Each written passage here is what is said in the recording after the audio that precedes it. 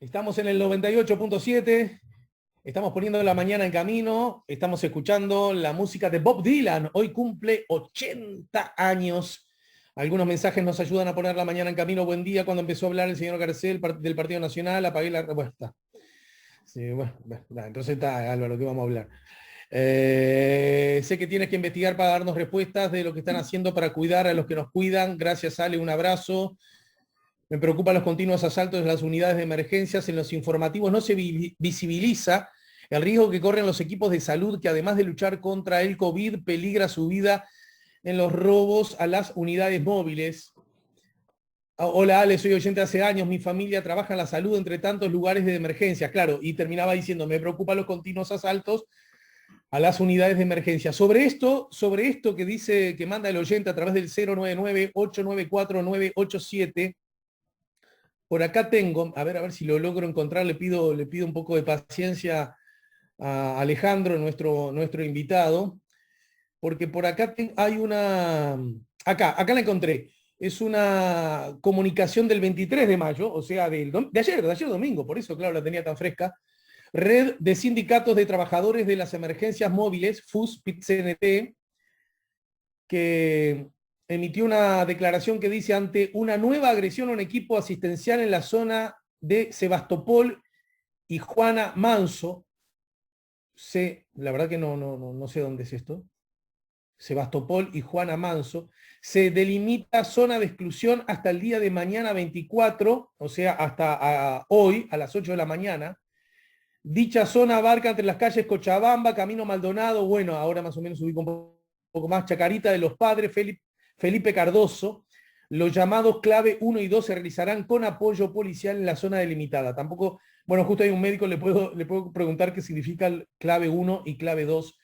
Red de sindicatos de trabajadores de emergencias móviles. Lo cierto es que aparentemente las ambulancias están teniendo dificultades en cuanto a la seguridad, con todo lo que eso implica, no solo para los trabajadores, es decir, no solo para las víctimas o potenciales víctimas, sino también para la población en general, a propósito, y además me da la sensación, por la zona que dicen, la población más carenciada, a los efectos de que llegue a ellos el servicio de emergencia de salud. Los mensajes todos llegan a través del 099-894-987, también a través de nuestro chat, en nuestro canal YouTube, La Mañana en Camino. Recuerden, les pido a todos que además, apenas puedan, se suscriban al canal YouTube La Mañana en Camino, es absolutamente gratuito. Por ejemplo, Sara dice buen día, que tengan una buena jornada. Gonzalo también nos manda saludos a través del canal YouTube. Y ahora sí, abrimos los brazos para recibir simbólicamente a nuestro invitado. Yo se los comenté más temprano.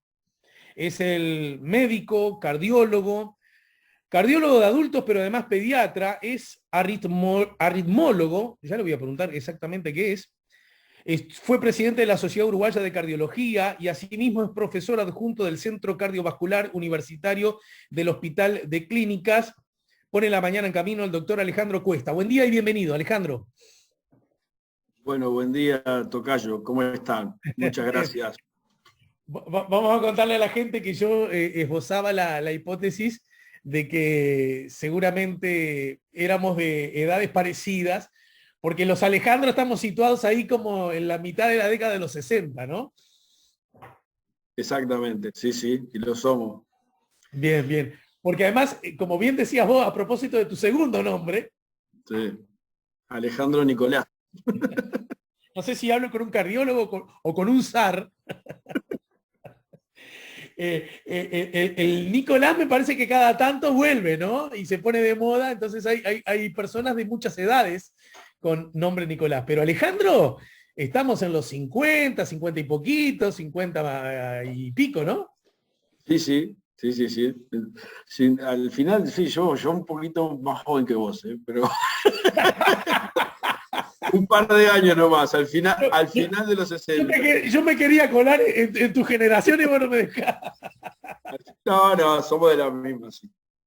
Pero ¿sabés qué me pasó? Esto no tiene nada que ver con la charla prevista para el día de hoy, y es muy personal, pero no es tan personal porque habla de la gente de nuestra edad o de edades similares, para que no te ofendas, Ale. Cuando me casé, tuvimos la ceremonia, por supuesto, como corresponde ante el Estado, la ceremonia civil, y también en un acuerdo con mi señora esposa, una ceremonia de carácter religioso, que si bien yo no tengo religión ni formo parte de ninguna confesión religiosa, soy muy respetuoso, por supuesto, de todas, y me adherí gustoso a la práctica, haciendo esa salvedad, haciendo la salvedad correspondiente. Todo esto para decir que tuve que ir a la iglesia en la que a mí me bautizaron, porque en aquella época se bautizaba a todos los gurises, creo, no sé cuál habrá sido tu peripecia, pero bueno, la Anunciación en la calle Industria, José Cerrato, y allí tenía que buscar, no me acuerdo qué cosa, del bautismo para poder casarme por iglesia. ¿Me va siguiendo? Sí, Bien. sí. Y ahí descubrí que los gurises anotados, los varones anotados por ese tiempo, había muchísimos Alejandro. Conclusión, obviamente se trataba de un nombre que estaba de moda. Mirá, sí, sin duda. Yo tengo varios en mi generación. En mi clase de la escuela éramos 5, Alejandro. Sí, y bueno, había otros nombres también que eran muy comunes en la época. El Jorge también, era muy común. Pero no sé, Nicolás no sé si había tanto. Yo tengo ahora un sobrino que se llama Nicolás, que tiene Claro. 20 años. Es más de acá, me parece, ¿no? Sí. Bueno, para Pero que bueno. queden hacerte dos preguntas antes de ir al tema en cuestión. Primero, ¿qué es exactamente un aritmólogo?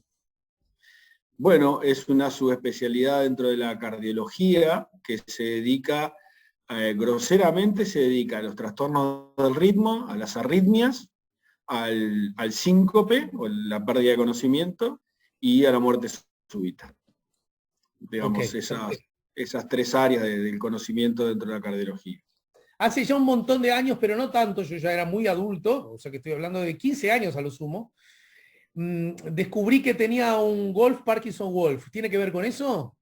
Sí, claro, es uno de tipo de enfermedades que nosotros tratamos y en el caso tuyo, por suerte, que se pueden curar de manera definitiva. Sí, mira, pero de hecho, el cardiólogo que lo observó, a ver, como yo nunca lo he notado, ni tengo ninguna consecuencia, medio que la onda fue, seguía así, flaco, tu problema pasa más bien por otro lado.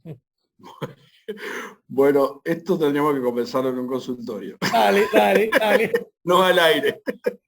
Yo no, a mí me conformaba con solo verte a través de una pantalla, pero ya veo que no. Perfecto. Ningún Bien. problema. Bueno, vuelvo al tema. Che, ¿me debería preocupar? Bueno, dale, vuelvo al tema. Pero en todo caso, a mí me parece que la desgraciada muerte de Larrañaga, porque llega en un momento de una exposición política interesante y además, porque era una persona demasiado joven, ¿no es cierto? Sobre eso me parece que no hay discusión, ¿no es cierto? Sin duda, sí. Más allá no sé si vos tenés alguna información específica acerca de las razones de su muerte, pusieron arriba de la mesa algunos conceptos.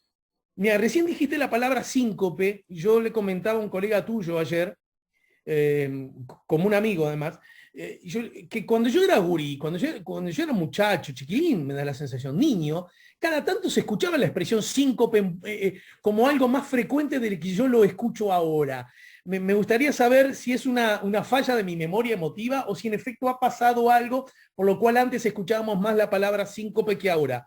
Y otra cosa que antes era muy frecuente cuando yo era niño, decir, murió del corazón. No sé si porque se ocultaba la palabra cáncer mucho más que ahora, estoy tirando hipótesis, porque a los niños para hacerla más chica te decían, murió del corazón, o el famoso murió de viejo, ¿verdad? Estaban como muy repetidos y ahora yo siento que no tanto. Me gustaría, doctor, que nos cuentes, ¿de qué hablamos cuando hablamos de infarto, de paro cardíaco, de muerte súbita? ¿Qué tan distintas son y a quiénes puede afectar? Bueno, esencialmente estás pidiendo definiciones. Entonces, uno cuando habla de estas cosas tiene que referirse al público objetivo. Entonces, voy a hacer o procurar hacer definiciones para la población en general, que es la que escucha la radio, y por lo tanto tengo que pedirle disculpas a los especialistas o que mejor apaguen la radio antes de que me odien. Respecto al término síncope, síncope para la medicina es una pérdida de conocimiento de forma brusca y del tono postural, o sea que la persona pierde el conocimiento, cae al piso, pero se recupera de forma espontánea, o sea que no es reanimado, y total. Y digamos, al rato está como estaba en la misma situación que antes. Eso para nosotros es síncope. Y la enorme mayoría de las veces son de causas benignas, le hace que son causas que no aumentan la mortalidad de la persona. Ahora bien, como tú decís, es un término que mal utilizado, era muy común decir antes se murió de un síncope. Bueno, justamente, si fue un síncope, no se murió, por definición.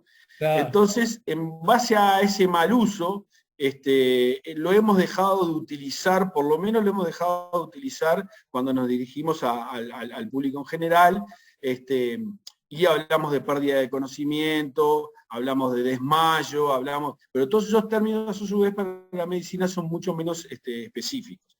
Entonces, lo escuchaste hablar hacia la población general, sí, cada vez usamos menos el término síncope, entre nosotros sí tiene una precisión muy importante y se sigue empleando. ¿Ah? Bien. Me queda entonces la idea de que, del mismo modo, para decirlo siempre en términos lo más horizontales posible, del mismo modo que viene, se va solo. Exacto. Y las causas son del orden de lo benigno. Exacto, para que tengas una idea, para que veas lo benigno que es, digamos, 30% de los adolescentes algún episodio de síncope tienen. O sea, en algún momento van a sacarse sangre y se pinchan. Un segundo que se está metiendo un sonido, me parece que es Diego, que no está muteado. ¿Sí? Ahora me parece que sí. Gracias. No. Repetime eso último, por favor.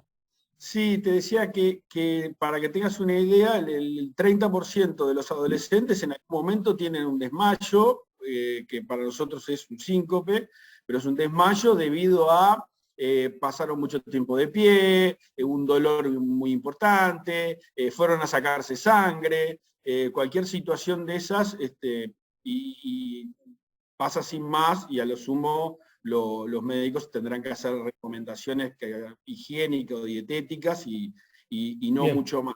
Tenemos que estar atentos a un número muy pequeño de síncopes que sí tienen características malignas y que pueden ser en realidad anuncios de enfermedades más embromadas, subyacentes y que puedan ser eventualmente el primer aviso de una muerte súbita. Y ahí me introduzco con el otro término que utilizaste, que es el de muerte súbita.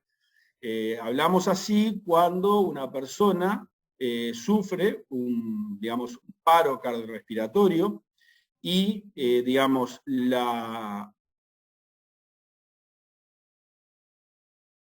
A ver, que se me parece que...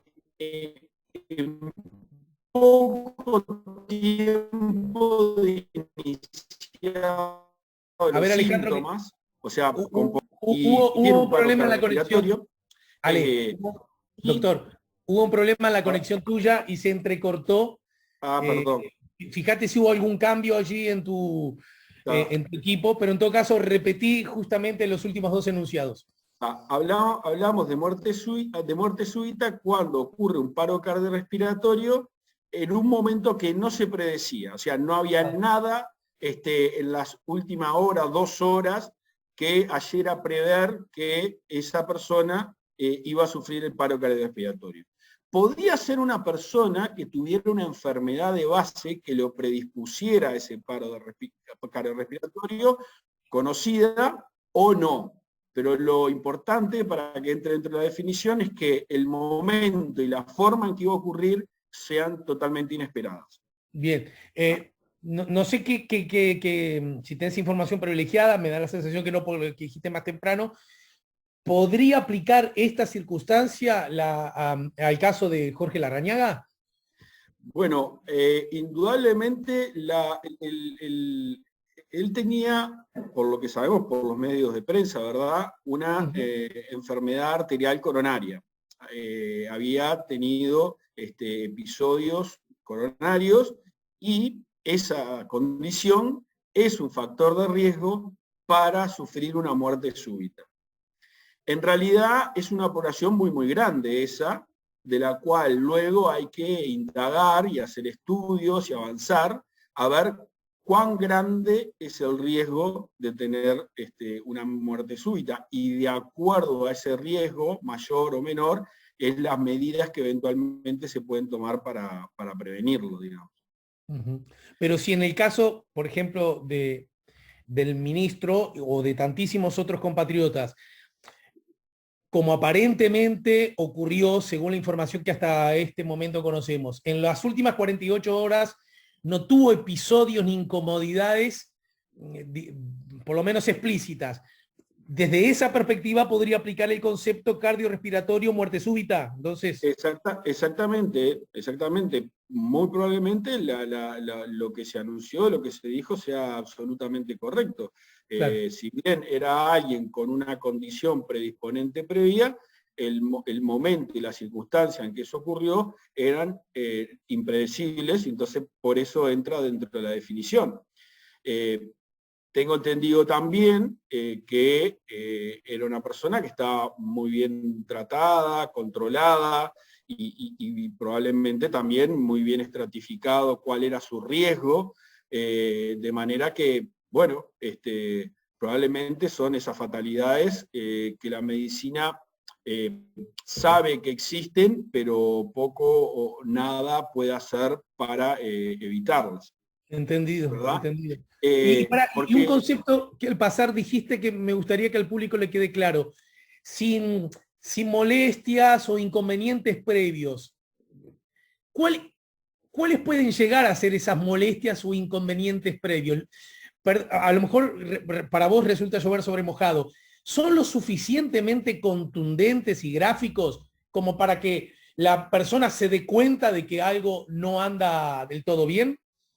sí, porque habitualmente, digamos, es la complicación final de una complicación previa, ya sea isquémica, por ejemplo, que vuelva a sufrir un infarto, o, digamos, funcional, que la persona entre en falla cardíaca, o que le precedan arritmias, o sea, una inestabilidad o isquémica o funcional o eléctrica que lo preceda en días o en muchas horas al desenlace final. Entonces sí, no son cosas que pasan habitualmente de forma inaparente. La muerte súbita es una causa extremadamente frecuente. En realidad me estoy expresando mal, no es una causa, es una forma de morir. ¿No? La causa hay que buscarla después, pero es una forma de morir muy, muy frecuente. Ahora, solo una porción muy chica de esos pacientes, nosotros podemos identificarlos con suficiente antelación como para tomar medidas para prevenirlos. Entonces, ¿sabés qué? Sí. En ese contexto, Omar pregunta, por ejemplo, a través del 099-894-987. Pregunto, ¿el corazón duele? Sí, el corazón duele, sí. El corazón duele, no siempre, pero cuando uno tiene lo que se llama un evento coronario agudo, un evento isquémico agudo, que se obstruye parcial o totalmente una arteria del corazón, que la irrigación al músculo cardíaco es mala, entonces el corazón sí duele y puede doler mucho. Y además en general o muchas veces se acompaña ese dolor de todo un cortejo que nosotros llamamos neurovegetativo, o sea, la persona se pone pálida, sudorosa, tiene como sensación de muerte, o sea, se siente, no es tanta la intensidad del dolor, sino todo un poco el cortejo que acompaña, que nosotros nos ayuda a identificar que es de origen coronario. Pero no siempre es así. Y hay algunas poblaciones muy particulares, como por ejemplo los diabéticos, en que pueden ocurrir eventos coronarios agudos sin dolor. Incluso a veces con todo el cortejo, pero sin el dolor. Es bastante heterogéneo, entonces. Bien, o sea que la persona puede lucir sudorosa, pálida, y sin embargo, y que los demás te digan, che, ¿qué te pasa que te veo pálido y sudoroso? Pero no sé, no me duele nada. Y sin embargo puede estar sufriendo que un paro cardíaco. Bueno, sí, esto se da no en cualquiera, ¿no? O sea, y hay que tomar en cuenta absolutamente todo el contexto.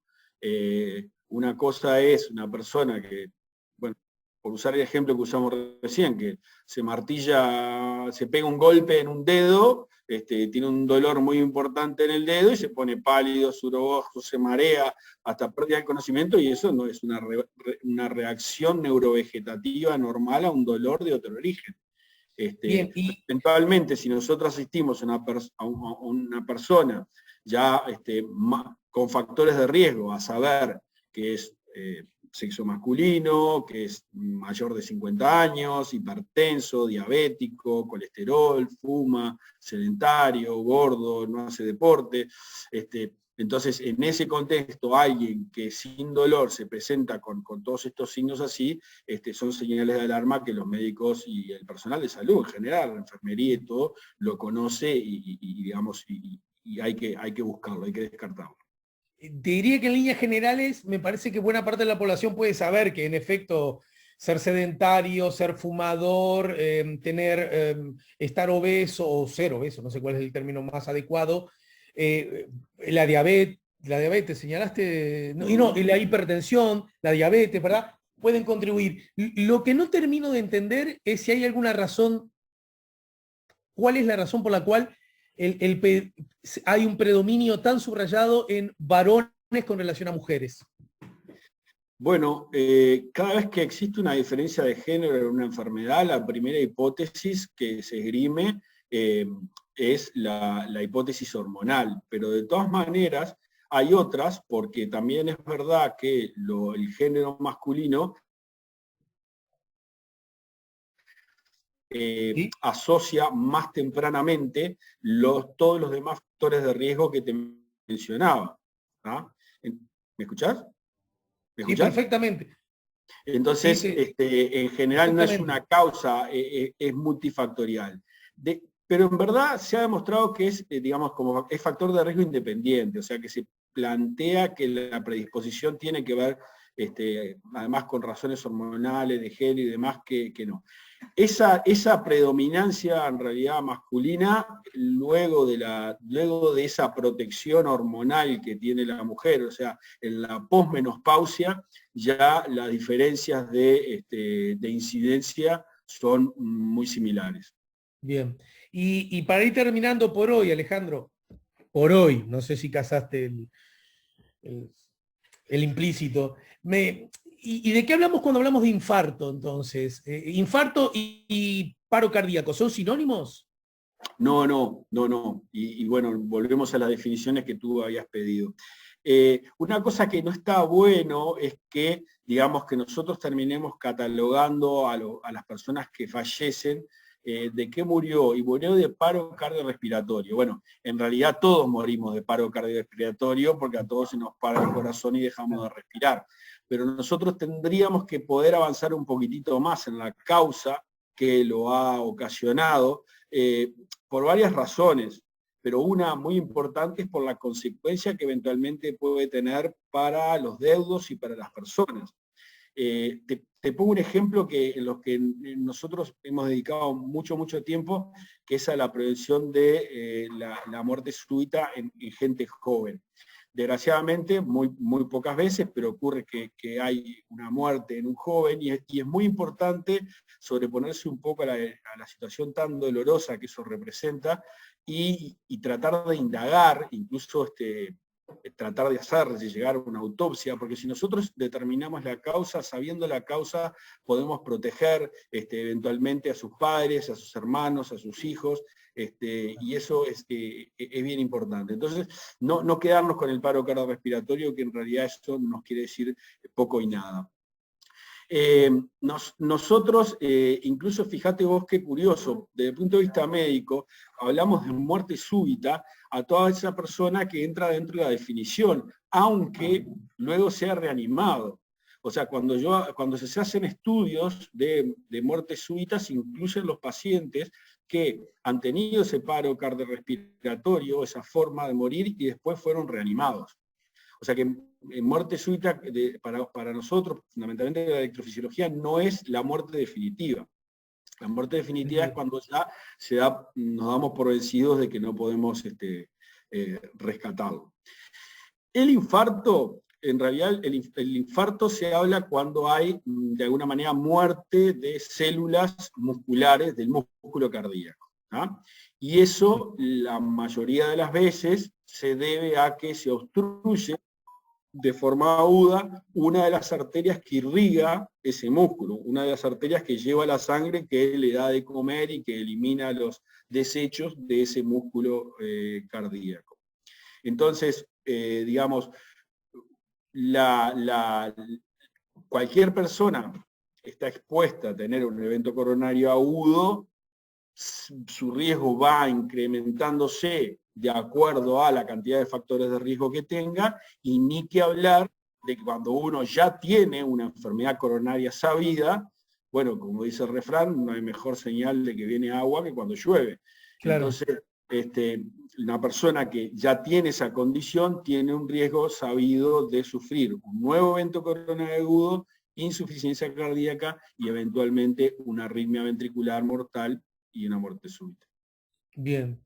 Y para terminar por hoy, así casi como telegráfico, más allá de que cada uno de estos ítems merecerá probablemente nuevos encuentros, ¿cuáles son las cosas que están en nuestras manos, la de la sociedad en su conjunto, la de cada individuo en su conjunto, para, en la medida de lo posible, bajar las posibilidades de el paro cardíaco y la muerte súbita, más allá de, entre comillas, lo inesperado que puede implicar esta, etcétera, etcétera? Bueno, tengo que rápidamente hablar de 3 niveles. O sea, para bajar la incidencia de muerte súbita, deberíamos bajar la patología cardiovascular, y para ello, a nivel poblacional, lo más importante es el control estricto y la acción sobre los factores de riesgo cardiovascular. Nosotros, cuando bajamos la hipertensión, bajamos la incidencia de diabetes, bajamos la gente que fuma, bajamos la muerte súbita también, junto con otras formas de morir. Eso por un lado. Por otro lado, es bueno que la sociedad en su conjunto haya muchos actores capaces de administrar en el momento, digamos, lo que se llama maniobras de reanimación básica, ¿no? O sea, masaje cardíaco, respiración. Eso es muy, muy importante porque le damos tiempo a que llegue, digamos, la asistencia que puede sacarlo de ese paro cardiorrespiratorio.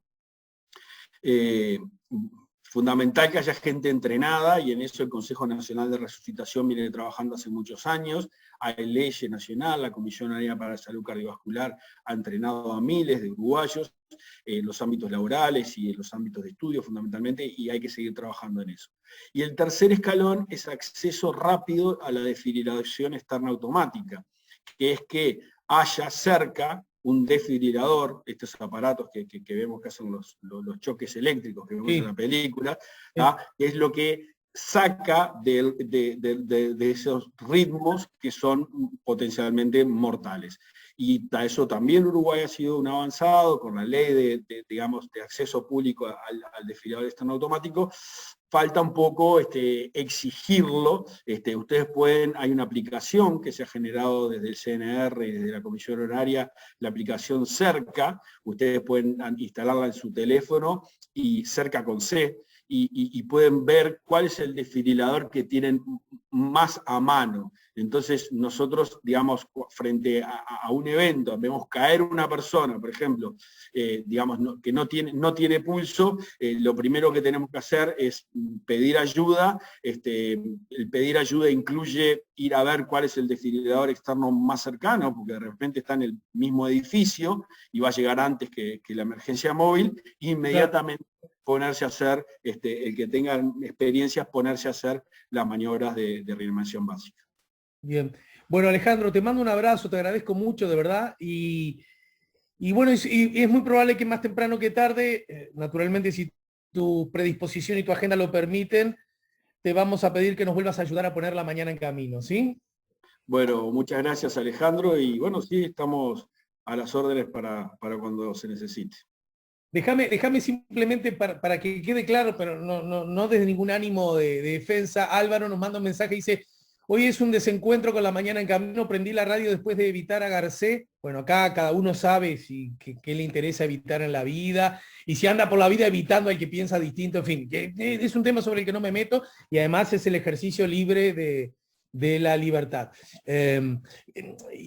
Y también es libre que sienta la necesidad de decirme que dejó de escucharme por un invitado que elegí.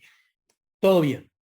Abre los brazos amorosamente. Pero dice, y me encontré con una especulación médica sobre la muerte de Larrañaga, más propia de un enfoque como los que hacen Ángel de Brito o Jorge Rial. A Jorge Rial lo conozco, a Ángel no lo conozco. Él lo debe conocer, la persona, no sé por qué, bueno, a lo mejor porque justamente consume esos productos. Qué pena, Alejandro, veremos otro día cómo salen las cosas, lo dice Álvaro. Pero Álvaro le erró el bizcochazo porque justamente hicimos especial hincapié en que no queríamos hacer especulaciones porque nos faltaba información. Fue, creo, la primera cosa que vos dijiste, fue cómo presenté.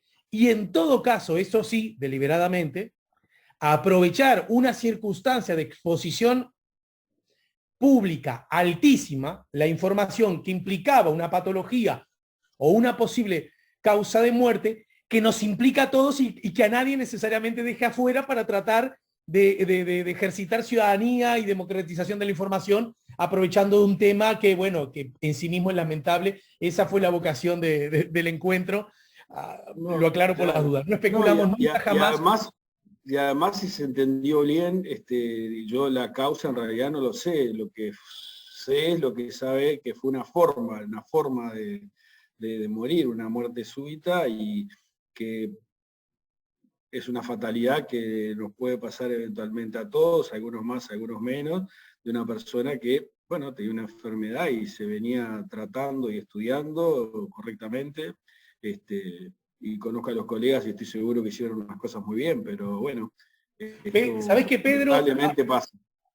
Aprovecha, Pedro, a preguntarte rapidito, a ver, la muerte súbita puede ser hereditaria. Trabajé en un colegio, recuerdo que un chico fallece repentinamente a los 15 años, unos años después muere un hermano que era menor también a los 15, ambos eran deportistas.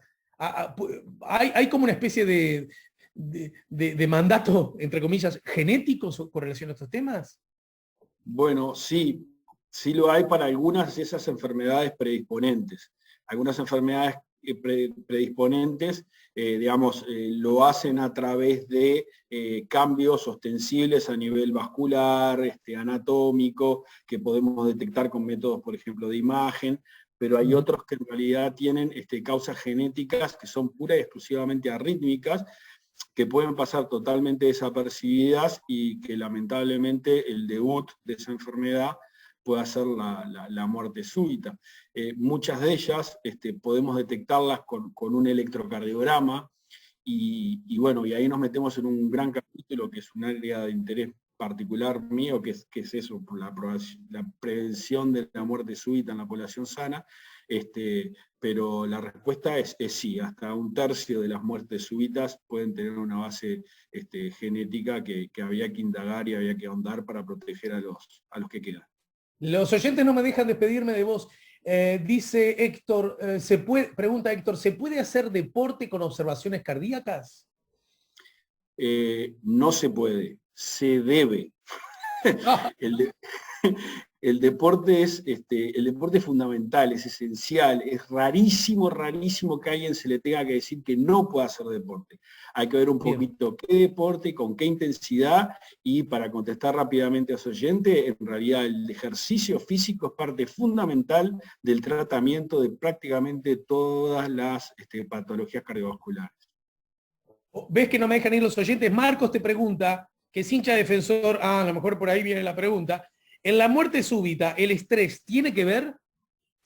Sí, el estrés puede eventualmente ser una situación que se asocia a muerte súbita en determinados sustratos, o sea, en determinadas patologías o en determinadas bases genéticas. Esa es la respuesta correcta. O sea, no podemos asociar causa-efecto, o sea, se murió de estrés, no tiene mucho fundamento, pero que el estrés haya gatillado, por ejemplo, una enfermedad coronaria, una patología rítmica de origen genético, sí, puede ser.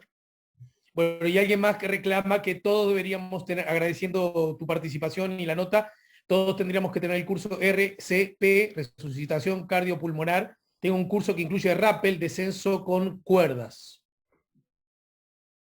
¿Está bien eso?